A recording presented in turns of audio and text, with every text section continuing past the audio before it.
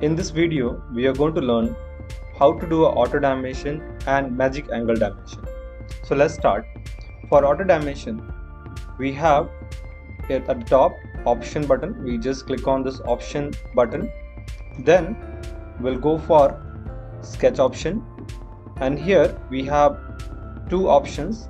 First is enable screen numerical input entity creation. Second is create dimension only when value is entered. We have to select this and select this option and do OK. Now let's take line command and we'll draw a line. So you can notice here we're getting a dimension value to be entered on screen. So I just type this to be 135 distance. Then I'm defining this to be 12 distance. So whatever distance now you have to make, you can enter the values. So I just click it and we just make one line and just defining this to be 25 distance and just connect it here. I'll just mentioning this to be exactly 66 distance. Okay. Now we want to mention some angle here. Okay. So for the angle part, what do we do? We'll take smart dimension. We just click on this line from where we have to do a dimension, and we have to click the origin of the line.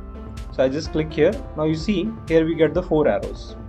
So we just click on this arrow and we can add the dimension between. So I'll mentioning here I would mention 15-degree angle. So like this way we can do auto dimension and magic angle dimension whenever it's needed.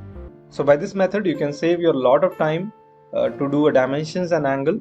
If you like this video, subscribe our channel, and thank you for watching this video.